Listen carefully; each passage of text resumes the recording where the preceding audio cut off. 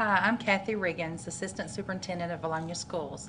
I'd like to welcome each of you to our informational meeting this evening concerning the virtual school option that the Bologna District is offering for students this upcoming school year.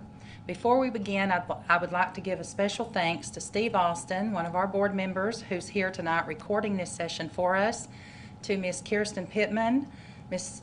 Susan Lloyd, Mr. Ronnie Simmons, and Dr. David Stevens, who are here collecting comments and questions that you're going to be submitting tonight so that we might serve you better.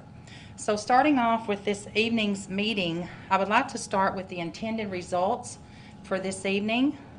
We would like to provide information to assist parents with making an informed decision concerning the virtual learning option for the 2020-2021 school year.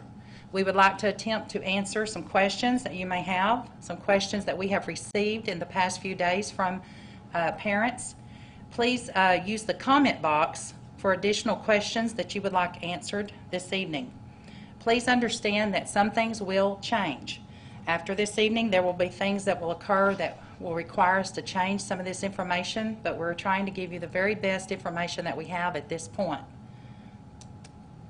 Questions about OnSite that I need to know in order to make decisions on the virtual option. Many of you have asked a few things about what will OnSite be like so that I can decide if I want to choose the virtual option. Dr. Stevens has posted some protocols that will be followed, but if you have questions that you would like to ask tonight concerning the OnSite option, then I would like for you to use the comment box and ask these questions, and we will try to answer these at the end of this presentation. And so that will give you a chance to ask some of those questions that you would like to know about if you choose the OnSite option. Tonight's meeting is really basically about the virtual option, but we understand that you may have some questions that would help you to make a decision if you knew those answers. And we're going to do our best to give that to you. First, talking about the curriculum. What curriculum will be offered in the virtual option? The district will work with parents to ensure that all students choosing the virtual option will have a device. The district will not provide internet access, but we are working to provide some offline content. Also, the district will provide Wi-Fi access points that can be accessed after hours in the district parking lots. Now, presently we are working to secure devices so that every child would have a Chromebook. Please understand that many companies across the state and nation are back-ordered in some of these devices, so we're hoping to have all of those ready when school starts, but that may be out of our control, and if it is, we're going to do our very best to work with parents to make sure that we can work out a plan until those devices arrive. The state-funded Lincoln Learning curriculum will be used as the core online curriculum. This curriculum will be supplemented with Bologna School District curriculum. An example might be, each day in our K-5 programs, we have phonetic connection lessons. These mini lessons will be videoed and uploaded so that students that are in the virtual academy would still have the same option as our students on the on-site.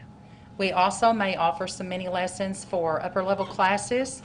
Any way that we can assist your student with supplementing the Lincoln Learning curriculum with the Bologna School District curriculum will be provided. All students, whether virtual or on-site, will be provided a guaranteed and valuable curriculum based on state standards. Students may choose to participate in extracurricular activities, on-site, and some on-site courses.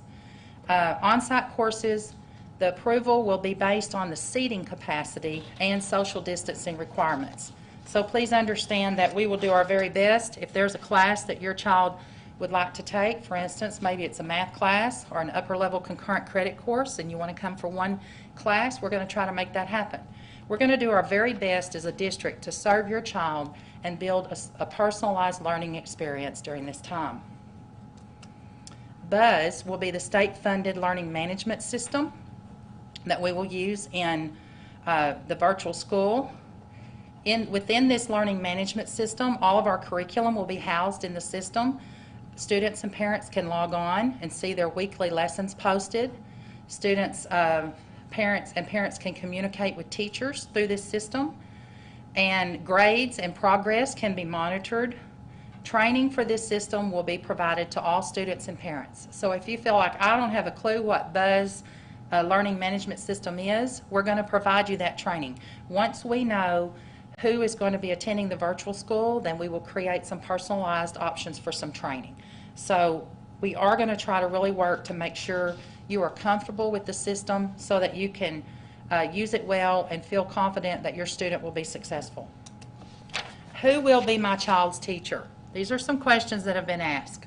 Online teachers will be determined based on the number of virtual requests. So the first thing that the district has to do is to get that deadline met, and everyone that wants to be in the virtual academy needs to call the central office, and they need to request to be admitted to the virtual academy so that we can get a true and accurate number of how many students would like to attend the academy.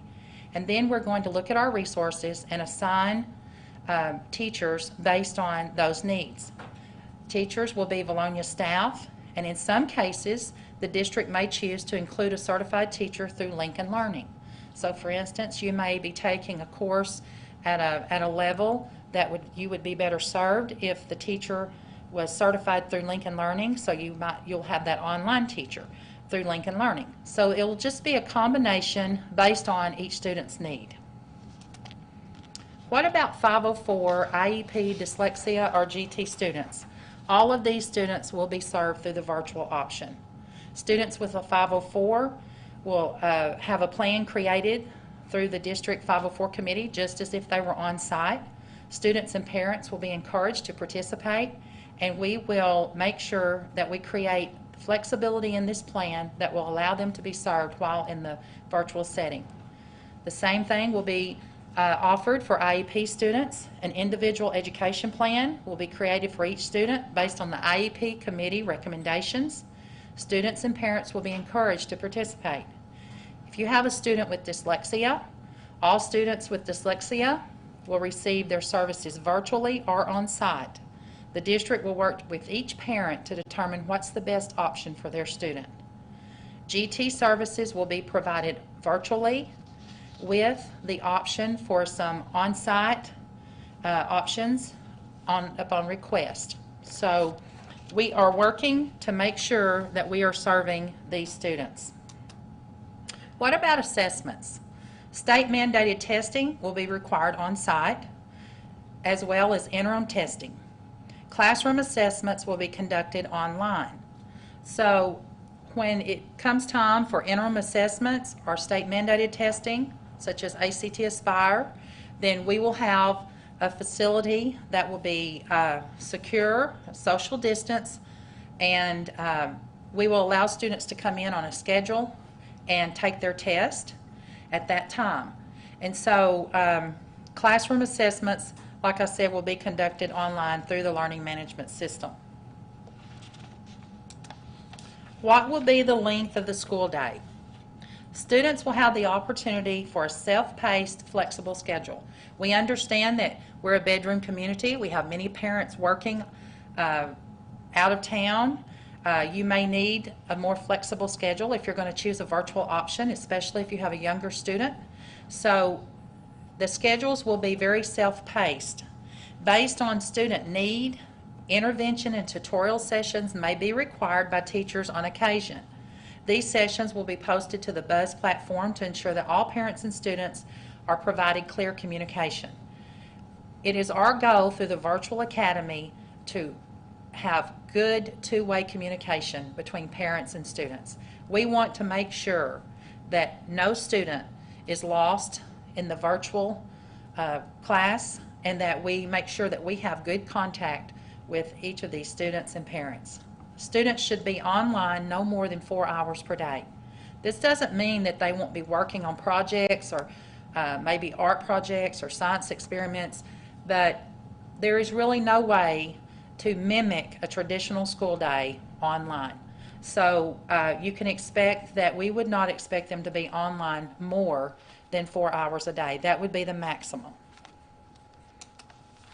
How long do I have to commit to the virtual learning option? We ask that if you commit to joining the virtual academy, that would be at least for the first 9 weeks. At the end of every 9 weeks, we can look at that, reevaluate. If you find that Virtual Academy is not for you and you want to come back to on-site learning, or if the situation changes with the virus and you want to come back to on-site learning, you may re-enter at the beginning of each 9 weeks. And we have to ask for this commitment because of resources and what it would take for us to be able to serve all of our students. What happens if I choose on-site and need to change to virtual? Students needing, maybe you decided, I'm going to try on-site, but maybe something happens, or you just feel like this is not working for you and you want to go virtual, then you may contact your school principal and request a virtual transition plan. We can transition you to virtual at any time that you feel that you need to transition to virtual. After I choose this option, what's next? First, we need to make sure that we have your correct contact information. This is really important for anyone, whether they're going virtual or on-site. But we need to make sure that all of our contact information is correct. So if your information has changed over the summer, if your phone numbers have changed, if your address has changed, please contact your school and make sure that you update your information. This will help us to get in touch with you and have better communication.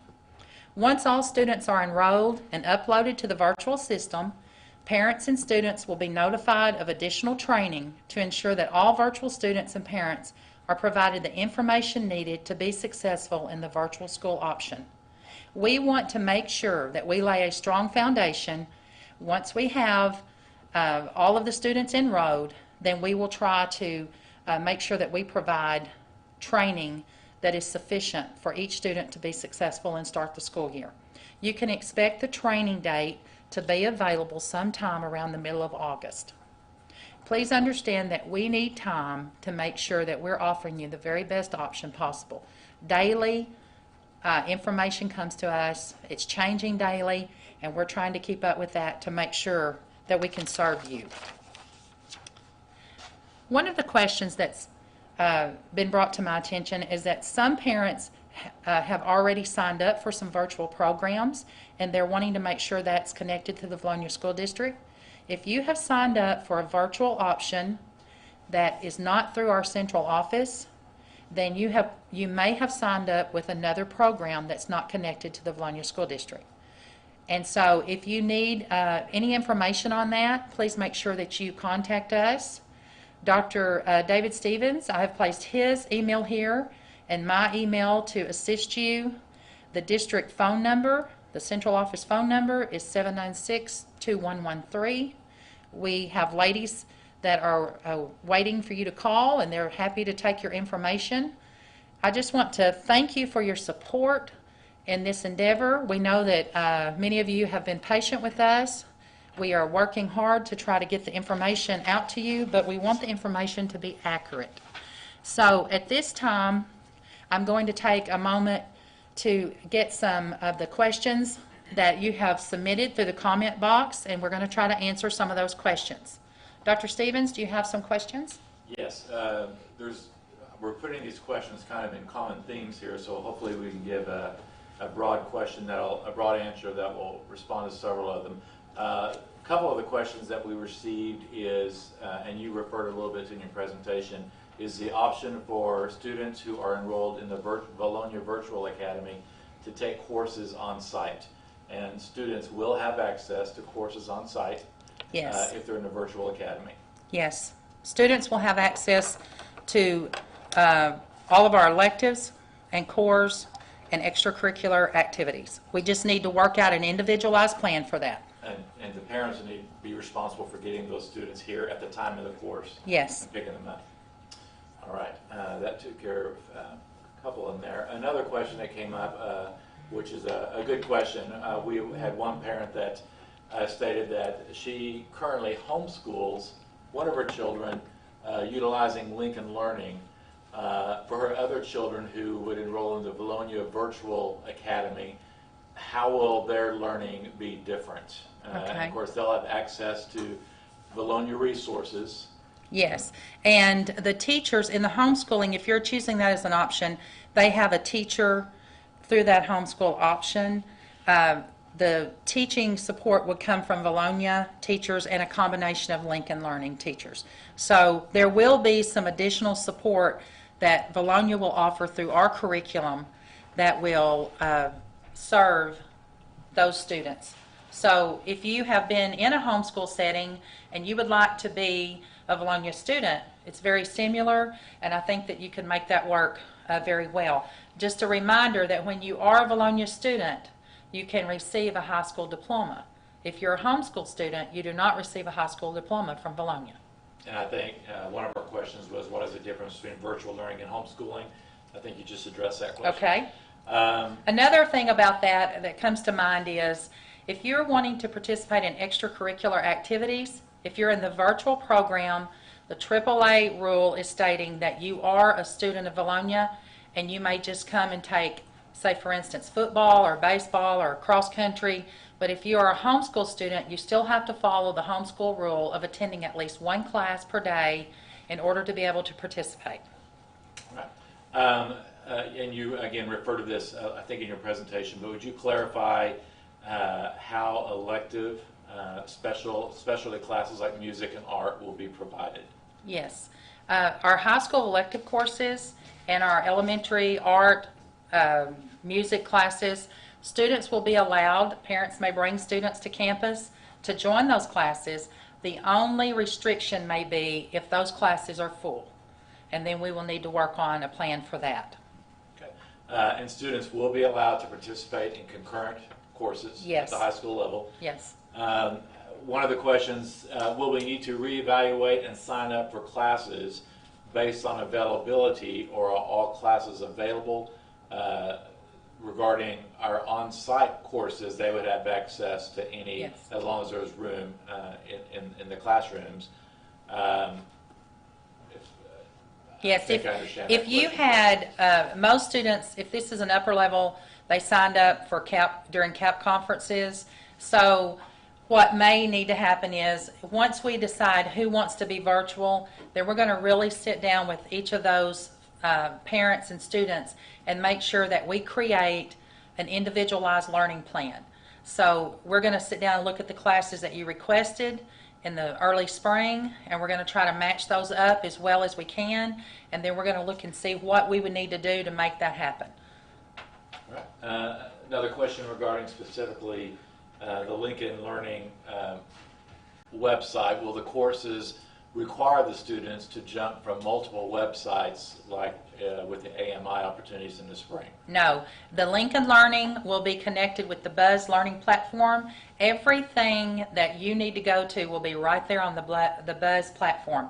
Even lessons or activities that our Bologna staff creates, it will all be uploaded to that one platform, and the platform is very user-friendly, and I think you will find that it will be enjoyable to use because it's one login and all of your information is there, as well as your student grading and progress monitoring. All right. Question about whether students enrolled in a virtual academy will be allowed access to the blended resources that other students may pivot to during the year. Yes, we are working. That will be part of our supplemental. It may not look exactly the same, but we will use our curriculum resources here to build a good support, so there will be blended resources that will be available. And once a student signs up for the Virtual Learning Academy, we're asking them to commit for a quarter. Yes. But they do not have to re-enroll for each subsequent quarter. They're enrolled until they decide not to. That is correct. We ask you to stay at least one quarter. If you enroll in the first 9 weeks, then we would ask you to stay until the end. If you start the second 9 weeks, we're going to ask you to stay until semester, and then you can reevaluate each quarter. You may enter the on-site learning option if you would like. As far as having an administrator over the virtual academy, the contact person from our district? Yes, we will have a contact person that will be in place. At the present time, it is here at the central office, and then we are working with the principals and the counselors.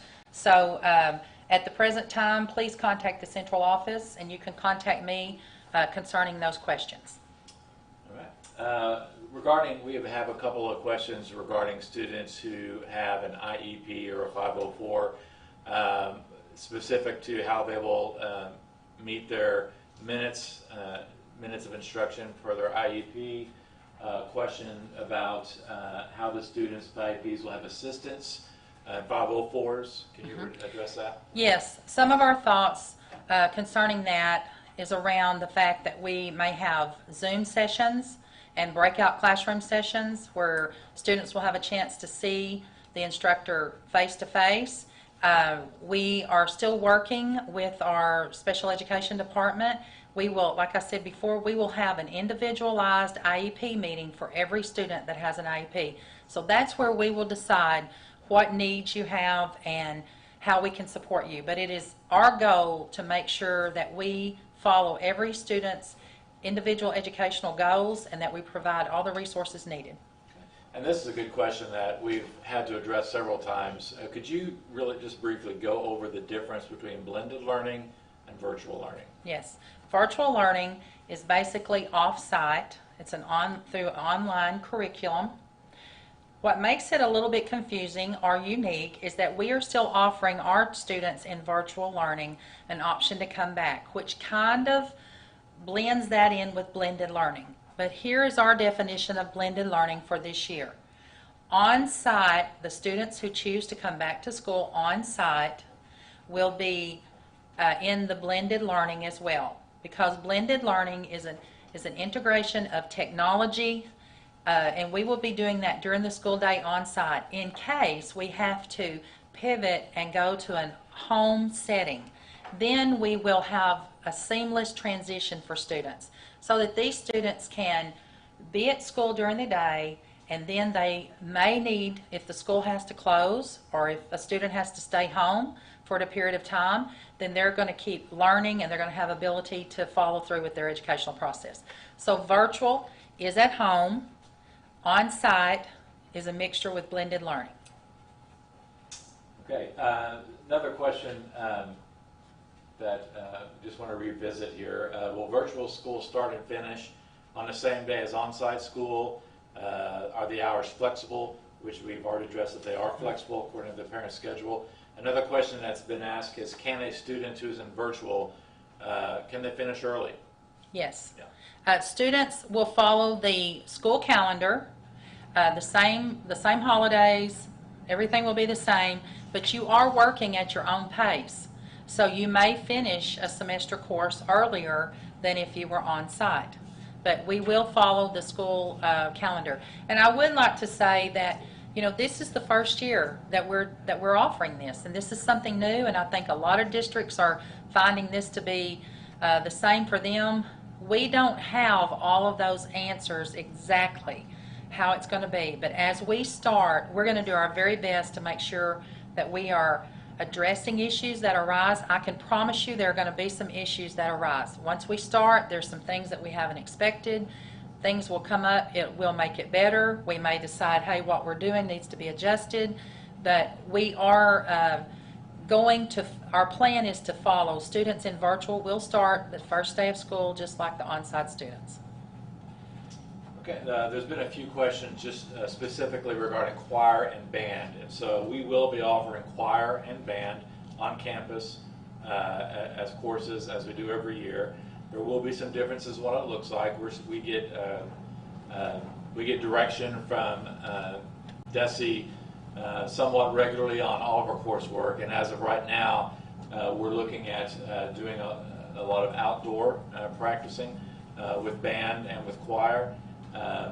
Other than that, we've not received a lot of specific information, but we will be offering band and choir on site, and we'll just have to keep getting direction from the state as far as what that will look like. Yes, and another thing that we're looking at is a virtual supplemental program to help students learn to play their instruments online. So a student could, Mr. Nichols has talked to us about that, so students would have an option if they were at home to have assistance with learning how to play their instrument. Okay. One question here, that if we do have to close school related to COVID-19, the virtual students, they'll just remain on their same Yes. curriculum path. Yes. And I think we've already talked about this. Will the on-site day be the same hours as normal? Yes, they Yes. will. Our on-site learning opportunity for students will be the same schedule as it's been in years past. Yes. And students will still change classes at the secondary level and at the intermediate level to the extent that they do. Yes. And one question, can you talk a little bit about what virtual will look like for a kindergartner? Okay. That is an area that we are definitely working on. We really want to offer activities that promote the science of reading. We are going to be offering some video mini lessons. We will offer some options for students to join in Zoom with a teacher. We're going to try to offer a lot of assistance to parents. If you're at home with a kindergarten student, we want to offer some resources for you so that you would feel more comfortable working. We also recognize that grandparents stay home with children while parents work. So we're going to try to offer some unique opportunities to train these grandparents, because a lot of grandparents are not as technologically advanced as the parent or students. And so we're going to try to look at ways that we can just help support that. But we will be providing through Lincoln Learning and through supplementing from our teachers. Okay. Can you talk a little bit about, and again, I think we went over this a little bit, how I think they're referring to specifically the virtual academy. To what extent will it be interactive for them to be able to get to ask questions and speak to a teacher? Okay, you can expect that the virtual academy will not be as interactive as if you were on site. It will not be a traditional school day just on site, online. So it will be more independent based. The child will be working more independently, but we will provide options and try to every day make a connection with students. But it will not be like an all-day school online. Okay. There's been a few questions about what will on-site education look like. So to kind of shift from the virtual topic back to on-site, I'm just going to try to address some specific questions here. We will not be checking temperatures on every student before they enter the building. We can't logistically do that and get the kids in school. So we're asking parents to be responsible to make sure their child is well to come to school. We will not be doing temperature checks. A question about bus riders. I think our information that we sent out addressed that all bus riders will be required to wear face masks because we can't do any kind of social distancing on a bus route. Teachers will assist students as they always have in the classroom. Teachers are required to wear a mask when 6 feet of social distancing cannot be assured. Students are required to wear a mask where 6 feet of social distancing cannot be assured. So teachers will be walking around the classroom assisting students in the same manner they always have, wearing face masks. Yes. We are getting some other equipment that will allow teachers to do small group work with students. We have some situations where the student needs to see the teacher's mouth, for instance, of the younger grades when they're learning about letter sounds. So we are getting some shields that the teacher will be able to separate from the student so that they can actually slip their mask down to be able to give the teacher vision, the side of their mouth for correctly sounding out letters. So basically, as a school, one of the questions was, what are you doing to keep our kids safe? Well, we are requiring every student to wear a mask and every adult to wear a mask when 6 feet of social distancing cannot be assured, which is in line with the Arkansas Department of Health and the Center for Disease Control guidelines. As those guidelines change, we will make adjustments. We're implementing those guidelines pretty specifically, and really that's why we're having this meeting, because we're telling you that's what we're able to do as a school. and we want to support you in what choice you make as a parent as to what you feel comfortable with. So, so that's, hopefully that will address that a little bit. As far as supplies needed for virtual learning, other than the device and access to internet. Yes. Well, if you are a K-3 student and you normally have a supply fee, we're asking you to pay that supply fee. The teachers will secure the supplies as always, just like the on-site learning students, and your child will receive a packet with all of those supplies that they would have gotten in the classroom. We will also be supplying most of the Lincoln Learning activities require just general household items. They've tried to make that really easy, but we will also on occasion provide small packets of supplies to help students with enrichment activities, art activities, or things that they might need in addition for some science experiments. Generally, the upper levels will be pretty much the same protocols.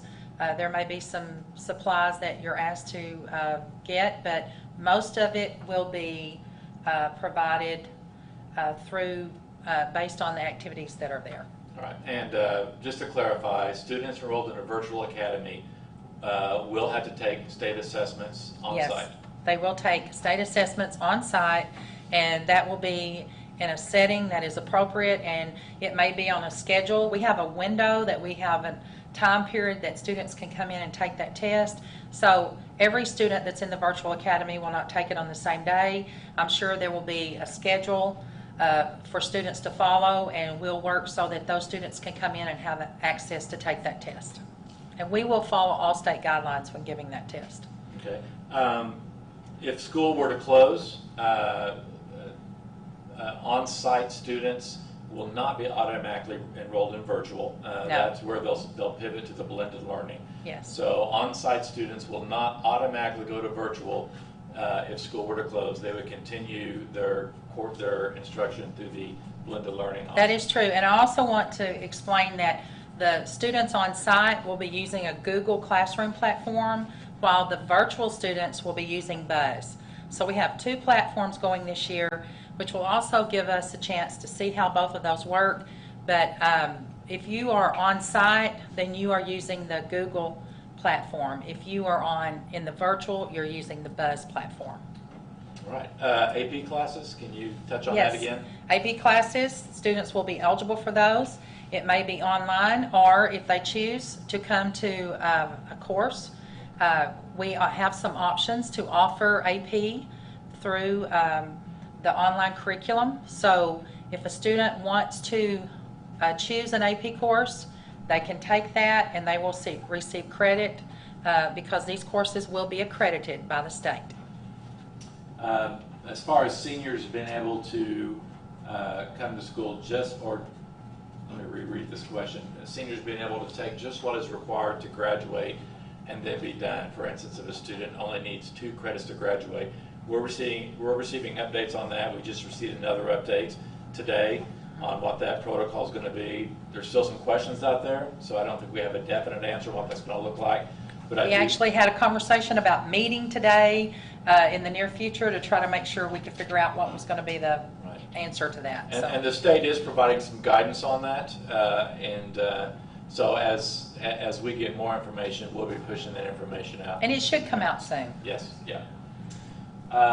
Some questions about classrooms being supplied with sanitizing products throughout the year,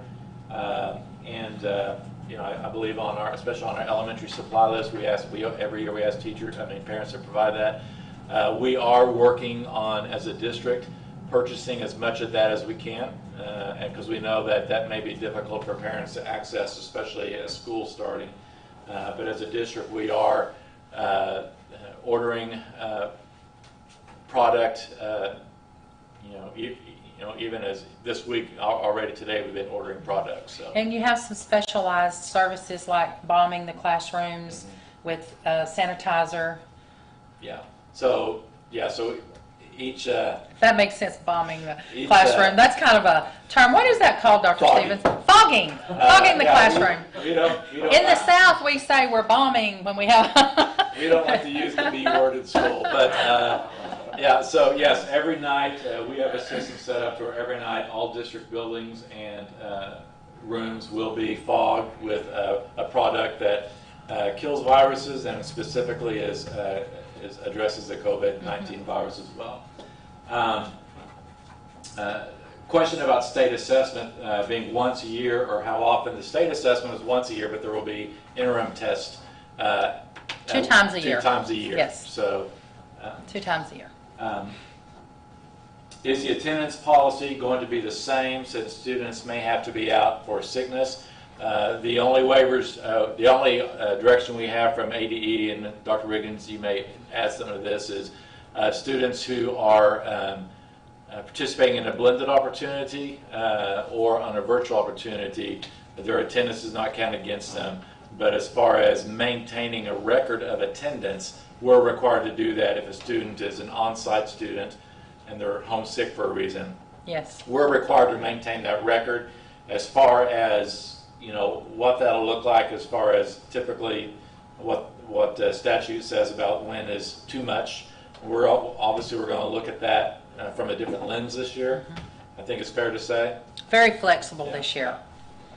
And we are still waiting guidance from the state on that, but what we're hearing is it's very flexible. Right. It won't look the same as before. And we have also, you might want to mention about semester test policy. Yes, and actually, the board at our last board meeting approved a resolution to suspend the semester test exemption policy that was in place for grades 7 through 12. That was a policy that stated 7th and 8th graders who didn't have more than 3 absences in a semester could be exempt from semester tests. 9th through 12th graders who didn't have more than 2 in a semester would be exempt. We are suspending that for this year because we don't want to have anything in place that would put pressure on a student to come to school when they weren't healthy. And so all of those incentives as far as for attendance, we're looking at those very carefully, but that has been suspended. One of the questions is, will buses also be fogged? We are going to sanitize the buses every night. We won't have, as of right now, as far as getting the equipment in, we don't have the equipment in to fog every bus, but we do have a spray that will be sprayed on all the seats, front and backs of the seats.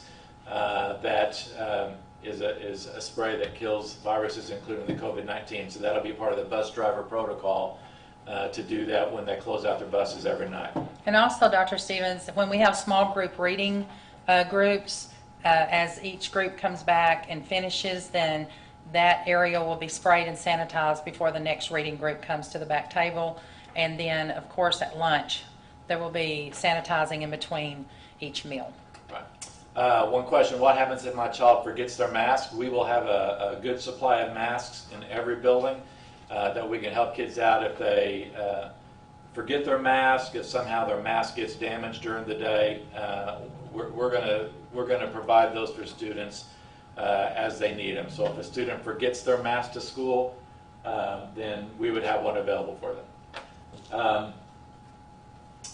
Please clearly state what is necessary to enroll in the virtual option. Do they call the central office? Yes. If you want to enroll in the virtual option, first you need to be enrolled in our school district.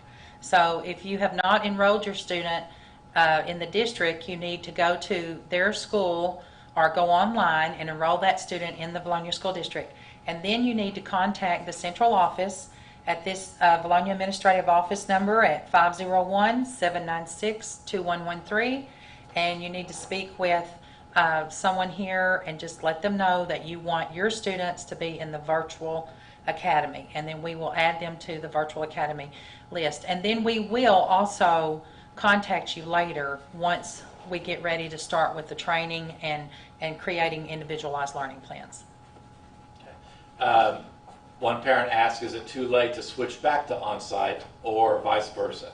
We need people to switch back before the deadline, which is July 31st. After July 31st, we need to know where you're going to be. If you were going to go on site and you're deciding, hey, I think I want to go virtual, call the office. If you signed up virtually and you think, hey, I want to go on site, call the office. Let us know by July 31st. That is so important so that we can allocate resources to serve you. Okay. One of the questions here is, which grades take semester tests, and those are typically middle school and high school. Yes. How do we pay for and get supplies for the virtual academy? School Okay. supplies. School supplies, just as, if I'm understanding correctly, if you have a K-3 student, you would pay your $30 fee to that school, and they would supply you with those supplies, and because we buy those in bulk. And so if you are a student in the other grades, then you would just be given a supply list of what you would need for those grades. Okay. Will all students receive a Chromebook regardless of virtual or blended? We have purchased those. That is our goal. Yeah. And just, we're asking that you be patient with us, because I have spoken with our technology director, and the companies are receiving lots of orders, and they're in back order, and we're waiting on ours, but we're hoping they're going to be here. But if they're not, we've got a plan to try to make that work until they come. But every student should receive a Chromebook this school year. And I believe you've already talked about this, but students do, the virtual academy does provide an opportunity for band, or Mr. Nichols talked to you about Yes. that? Yes. Yeah. Seniors who are in a virtual academy will still have access to participate in activities, Yes. regular senior activities throughout the year. Yes. We want all of our students to be able to participate in those activities. One question here says, will students be socially distanced for seating on site? We are going to do that to the best of our ability, which is why we're requiring masks for those cases where they can't. So we can't promise you that we're going to be able to get 6 feet between every child, but we can promise you that if they aren't, if we can't get them 6 feet apart, then they will be wearing a mask, and that's the directive of the Arkansas Department of Health and Center for Disease Control as well. So teachers have been instructed to try to remove as many personal items as they can from their classrooms to give more space in there. So I know they're working very hard to provide as much social distancing as possible. But you know, in some cases that will be attainable, in some cases it won't, which is why we're requiring the mask. Can younger students have an open house or a Zoom session?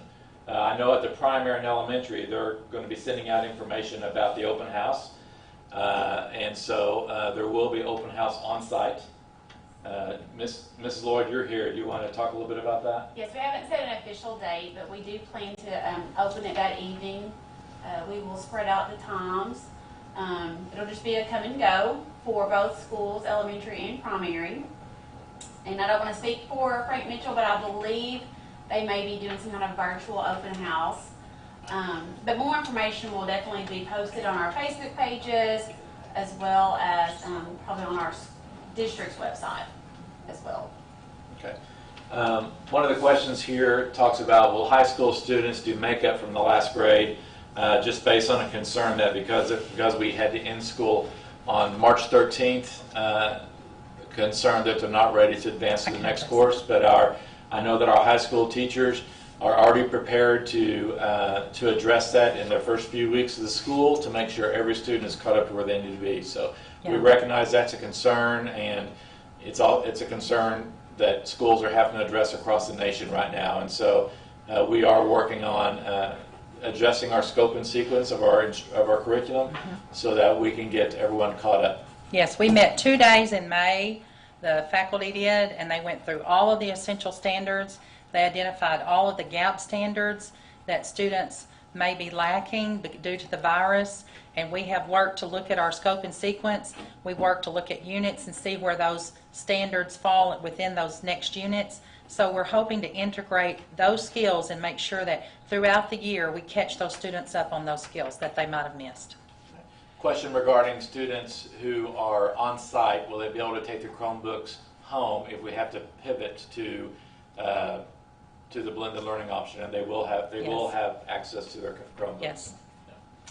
Yeah. You can expect, we are working on a checkout system, so there will be some protocols that we'll ask students and parents to sign for the checkout, but your student will be assigned a Chromebook to use all year. Clubs will be available, as they have been in the Yes. past. One question, can you tell us how lunch and recess will look? Each building, it's probably going to look a little bit different because we're focusing on, in some buildings, readjusting lunch periods, spreading out the lunch tables, spreading out where the students sit. So students will be required to wear a face mask into the cafeteria and in line, but again, based on ADH and Center for Disease Control and the governor's executive order, they can lower their face mask to eat. So we're going to try to do both as far as we're social distancing as much as possible, rearrange some lunch opportunities, but still require a mask in the cafeteria. As far as recess, students have to wear their mask at recess. So it goes back to our original statement that if we cannot assure 6 feet of social distancing, they have to wear a mask. So recess is going to look like a bunch of kids in a playground wearing a mask. Because we can't guarantee social distancing, and we get that that is not the ideal thing for a kid to run around playing at recess with a mask. We understand that, but we are also obligated to follow the guidelines of the Arkansas Department of Health and the Center for Disease Control and the governor's mandate, and to make sure as a district we are taking every step we can to provide as meaningful opportunities as we can for kids at school, but also safest opportunities.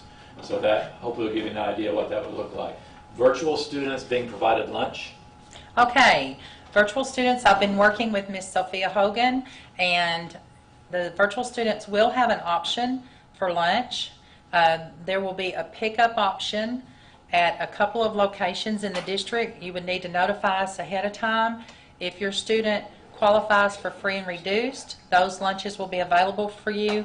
We're looking at 2 options. We're looking at a daily pickup or maybe a weekly quick box that students could pick up once a week if you have trouble with transportation to pick those up. So we are planning on serving our students who would like to be part of the lunch program through the virtual option. You will just need to be able to pick those up. Okay. And I think this question, I believe it's specific to Virtual Academy. They didn't specify, but will all work be done on the computer, or will children still do writing? Yes, we will have some. We'll have some writing that students will do, but there will be a lot of options to use the computer. But we will in elementary cursive writing. There will be instruction on that, and so. We will work to try to make sure they get a good, well-rounded opportunity. One of the questions here is about students bringing their own devices to on-site learning, and we are still looking at what that will look like. Of course, we're going to be very flexible with some things if our technology does not arrive in time, but I do not have a definite answer for what that's going to look like at this time, but we'll have, as soon as we nail that down, we'll provide more. We are having some discussions in our technology committee, and it may be something that we need. So, did we talk about PE for virtual students? I have this. No, we did not, but there will be some PE and health options online, especially the health class will be online. And then, of course, if you're at home, there will be basically the physical education part of that. We do want parents to plan time during the day for students to have physical activity. Right. And again, we have a couple more questions coming in, so I don't want to wrap it up too quickly here. Do you know whether virtual students will need to have access to a printer? It is our goal that they would not need a lot of printing. So that's a good question, and I'm going to work on trying to get that answer. Instead of trying to answer that right now, I really haven't thought that through, so I want to make sure. So that's something that we will take note, and we'll try to get that information out. That's a good question. Thank you for submitting. Okay. Couple of questions here that one of the questions that was asked was what happens in the school if someone at school receives a positive diagnosis of COVID-19, and the answer to that question is the state has provided specific guidance on different response levels depending on whether it's a student or a teacher or another staff member who is diagnosed at school.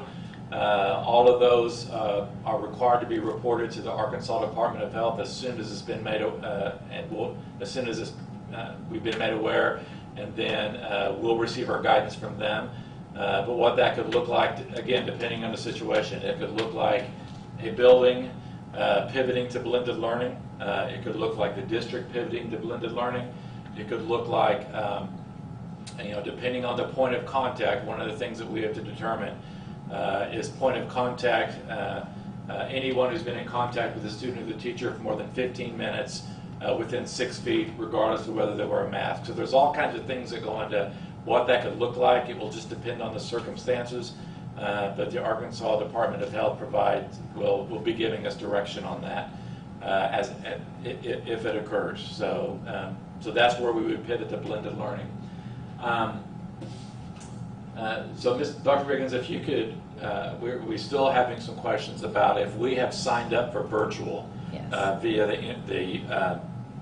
the survey, what's our next step? Okay, if you've signed up for virtual through the survey and it was not undecided, but it was definite, we have you on a list with your contact information, and you are it's considered that you want to be virtual. And then we're going to contact everyone that's on that list. Someone will contact you after the deadline. Once we know who all we have that has signed up, we will be contacting you to set up some further information. If you signed up for virtual and you were not contacted, then we need you to contact us and say, hey, I signed up, but I haven't heard from the school district, and we'll try to make sure. And we're doing our very best to make sure if you filled out a survey, we should have your information. If you've called in, we should have your information. But if for some reason you wanted to be in the virtual academy and by mid-August you have not heard from us, then you need to make sure you contact us again at the central office. We're human beings and we could make a mistake, but we're going to try our very best not to. Okay. And one question that just came in, will virtual learning students need to go on site to take semester tests? They will not go on site to take semester tests, but they will go on site to take the state mandated. No, they will go on site to take their classroom test, and semester tests would most likely be included there. No, I'm sorry. They will go on site to take state mandated. You're right. I'm sorry, I misunderstood. But they will not go on site to take semester tests. Okay. Sorry. That'll be you answered that correctly, and I messed that up. That's right. That's right. A lot of questions tonight. Good questions. So virtual students will receive a Chromebook? Yes. Yes. As we get those in, we are providing, we've ordered enough Chromebooks for every student that's currently enrolled in our district to receive a Chromebook. And so that's the same if those students go to virtual or stay on site. So one of the things we found out when we had the AMI days and school was closed last spring is even though some parents had devices, there were multiple children in the home, and it was not enough to support 2 or 3 students needing to be online at one time. So we are trying to make sure every child in the district has their own device. Now we are going to ask you if for some reason these devices are not here on the first day of school and we need to have students working at home, we're going to ask you to help us to allow us to check those out to students who don't have access, and then we will make sure everyone gets a new device when they come in. Any other questions? Yes, just to clarify, some questions about class size. We are not, trying to think of the right word here. Class sizes are going to be the same as they've always been. Yes, the requirements. Yeah, the requirements. We can't have more than a certain number of students in a classroom based on a certain grade level. We will likely have a smaller on-site enrollment because of the number of students involved in virtual. But as far as are we limiting class size more than what we typically would, we are not. We are doing the best we can to assure social distancing and requiring masks when that cannot take place. And so, I think that, and kind of keep going back to that, that's our standard. Masks at school when social distancing of 6 feet cannot be assured. Yes. And we know y'all have asked some great questions here tonight, and we're still going to take them, and we are going to try to compile these questions in some general categories and post those on our website so you can refer back to that. I think one of the questions is access to the internet. We've talked about having an availability at school after hours to get access to our district Wi-Fi in some designated areas. We're still working on what that would look like. And just today, the governor announced some options that the state's working on to provide districts with opportunities to provide more access. So we're really not sure what's going to be out there within the next week or two. But that's something I think everyone's working on throughout the state. That's a problem. Okay, and Dr. Riggins, would you please, again, just provide some clarification on what blended learning looks like. The question is what it looks like outside of it being through Google Classroom. Okay. Well, blended learning would be specifically for elementary and intermediate students. Is it Zooms? What does that look like? It could be a collection of things. It could be Zoom. It could be Google Classroom. It could be curriculum that is digital. We have purchased some new curriculum this year, so that could be an option. So blended learning is where you take that on-site instruction, face-to-face instruction, and you blend it with the technical online version or with activities that do not require face-to-face instruction. So giving a child more independent opportunities as well as face-to-face instruction, that's the blended opportunity. Okay. A great question that's just come up. Is there an opportunity that parents can get on the Linking Learning website and just take a look at it in advance? There is an option if you go through Arkansas Public School Resource Center, and you can just Google Lincoln Learning, and I think that you can see some information there about what Lincoln Learning has to offer. Yeah, what we'll do is we'll get on our district website just information on how you can access that going through the Arkansas Public School Resource Center. So we will get that on our website as quickly as we can so that you have an opportunity to look at the Lincoln Learning in advance. Yes. And one question that has come to me, and it's a little bit a different topic, but I think some parents may want to know about it, Eagles Landing.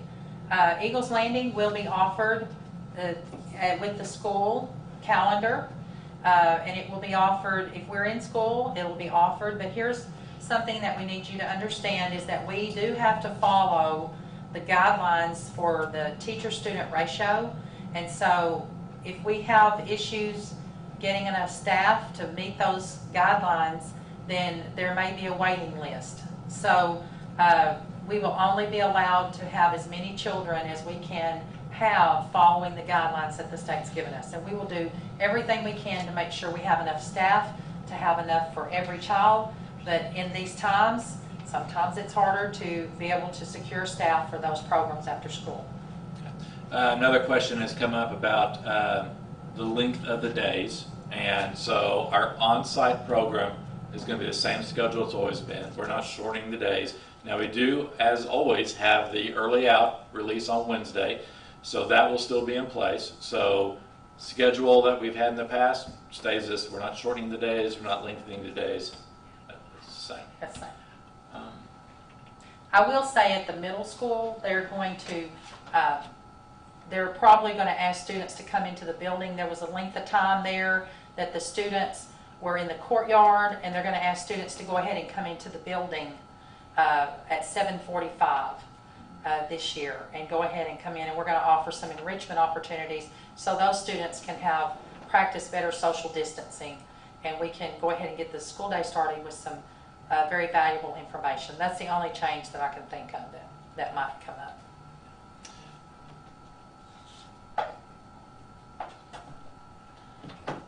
Are there other questions that we need to address tonight? Yeah, I was looking through these. Will virtual students be assigned a homeroom teacher if and when they transition back to on-site?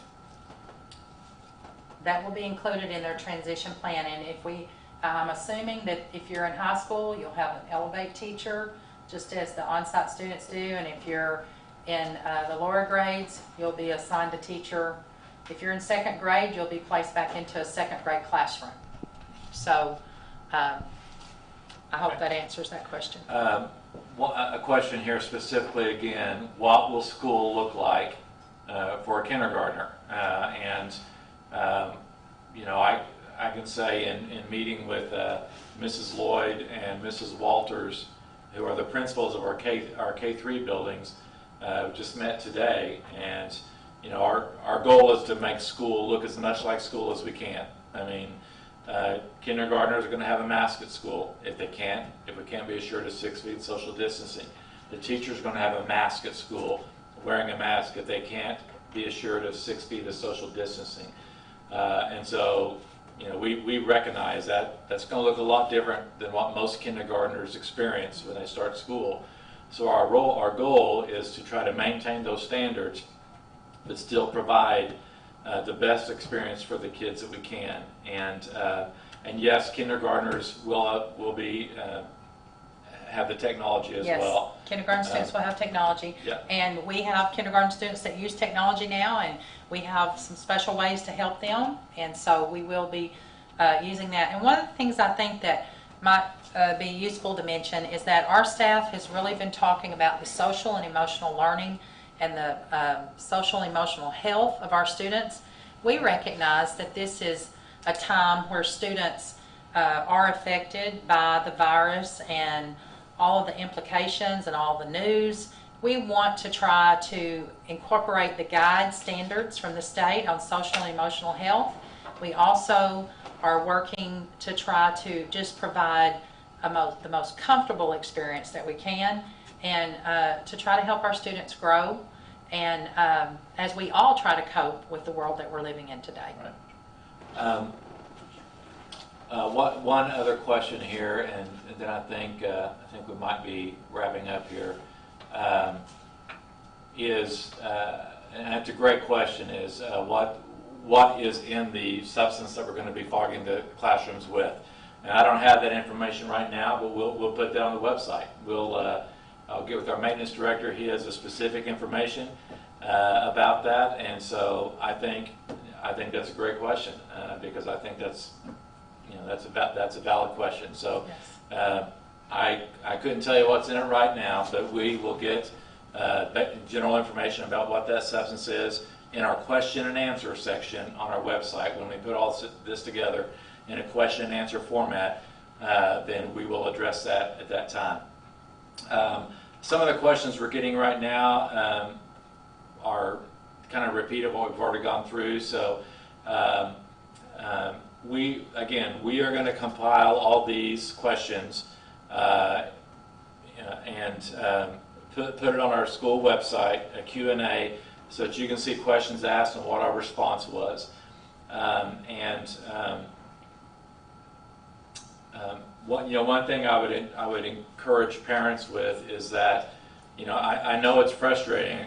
As a parent myself, it's frustrating to try to figure all this out. But the reality of it is we're probably going to have to make adjustments all through the year. I mean, we're going to have to look and say, well, this isn't working quite like we wanted to. Let's do this instead. And we're going to be getting additional guidance from Arkansas Department of Health, from the Centers for Disease Control, from the State Department. So what we want to provide you with tonight is this is what it looks like now. And it's going to look like this until we get different information from the State Department. When that happens, though, as soon as we know, you're going to know. We're going to do everything we can to keep you informed. But the one thing that I would just say is, as a parent, I don't think there's a perfect decision. I think as a parent, you make the decision that you feel is best for your child, for your family, for your peace of mind, and we're going to support you in that.